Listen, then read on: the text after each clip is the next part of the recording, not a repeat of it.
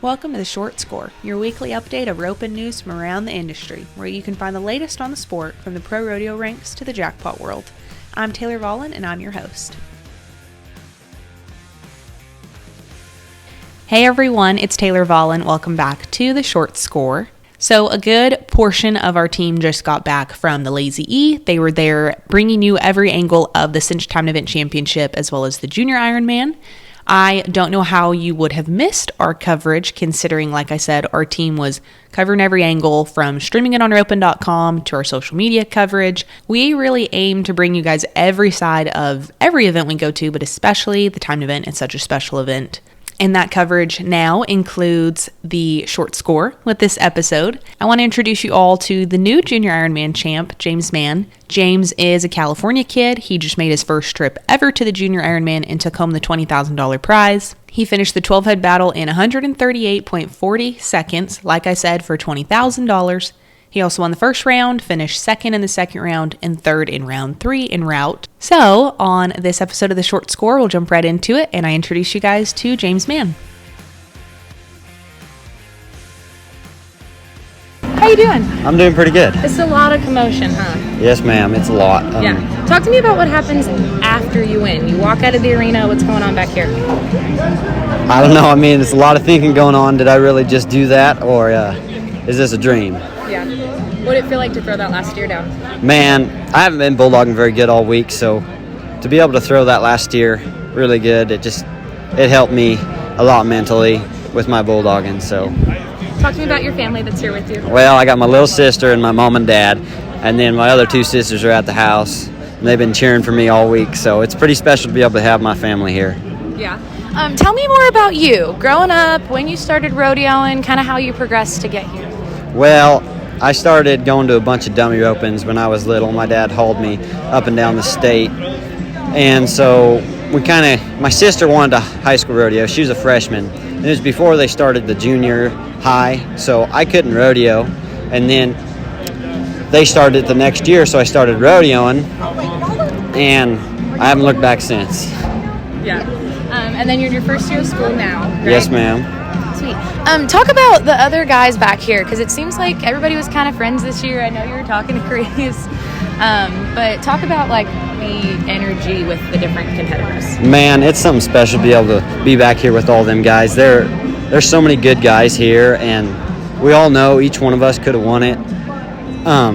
So to be able to have that good of competition throughout the whole thing and know one slip up might be the end, but in the same breath, it's just really special. We all cheer for each other and hope we all do good. What was going through your head before you backed in the box on the last couple? The last couple, man, I was thinking, get out clean and go catch him. Knock him down, see what happens. Yeah. Man, roping with Kyle Lockett, it's a fun week to be doing that. Talk about watching him at the Ironman and then backing in with him. Man, it's something special being able to watch Kyle in the big boys and then have him helping me right there. And like I said before, it'd be pretty cool if we both took the title home to California. Yeah. Are you going to be cheering pretty hard tonight? Oh man, I'm going to be crossing my fingers, and I'm not going to be able to watch. Be a little nervous back there? Yes, ma'am. Probably more nervous for him than me. Yeah. Which of your horses do you feel like really showed out today? Probably my calf horse. He's worked really good all week, and I mean, the calves really run, and I've been off the barrier each night, so I just kind of taken my horsepower and let him go catch him, and he's done a great job. So I'd probably have to say my calf horse. We talked about him a little bit the first night. Tell me where you got him and kind of the beginning of his story. Well, so a buddy of my dad's wanted to start roping calves, so he went, tried some horses, ended up buying that horse, and he got to the house. Well, then he stopped rodeoing, and I bought him. But the long story was he came from Taylor Santos, and that was one of Taylor's first horses. So it was pretty cool to be able to ride one of those, and it's just really special. He's super special because he got such a personality, and he just means the world to me. Yeah. Did it mean a lot to win this with him? Oh, like a year ago, he got a bad injury on his front right, and we thought it was the end of him. So to be able to come here and win this on him, it means the world. Well, thanks so much, James, and congratulations again. Thank you. Our team really isn't taking much of a break after the timed event either. A bunch of us will be in Fort Worth the next week for the Patriot event. If you are not familiar with the Patriot, head over to patriotevent.com. It is quite the week of events. There is something for literally everybody in the family. There's team roping, goat tying, breakaway, tie down, steer wrestling, rough stock. The list kind of goes on, and it is a week of fun and family fun, so you should definitely check it out if you are not familiar with it. As far as the team open goes, we will kick off March 6th in the Will Rogers Memorial Center with the Patriot Open to the World. This is kind of newer. It is part of the World Series of Team Ropens Texas Two-Step Ropens. Those run March 6th through 8th. Like I said, they're in Fort Worth. They're kind of the kickoff, I guess you'd say, to this year's Patriot. Then we get into more of the Patriot Ropens the 9th through the 16th. Sunday the 9th, we have the 9.5 all-age truck roping, and then Monday we really start to get heavy with the ropens. Like I said, just talking team roping, we will start things off Monday at 8 a.m. with the Huey Junior Patriot Open Last Chance Qualifier, followed then by the Huey Junior Patriot 10.5 Last Chance Qualifier. Then we've got a 12.5 slide that's open to all ages.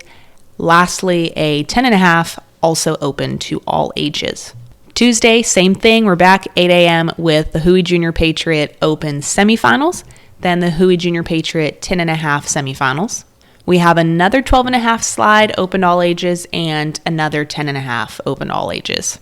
Wednesday, another 12.5 slide that morning at 8 a.m. and a 10.5 following that immediately. Then we'll end Wednesday with an 8.5.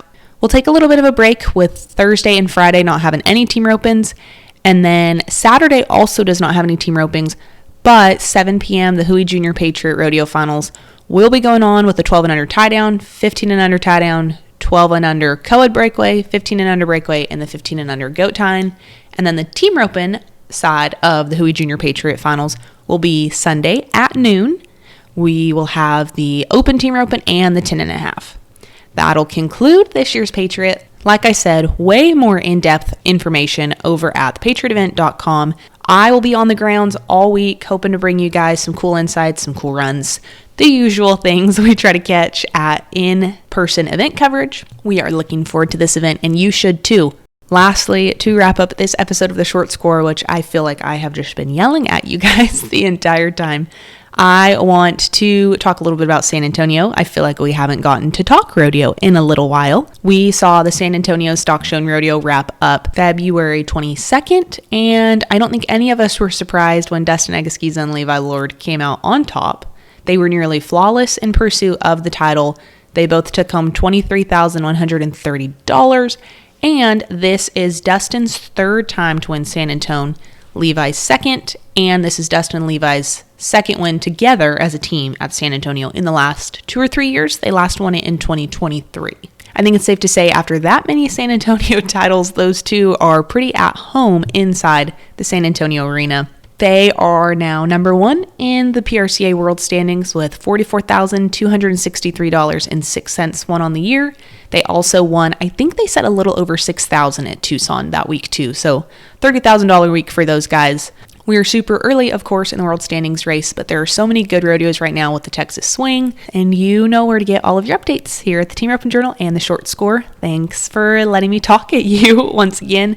My last reminder, check out the Patriot Fort Worth at patriotevent.com, and then go and read about Dustin and Levi's win on our website at the Team Roping Journal.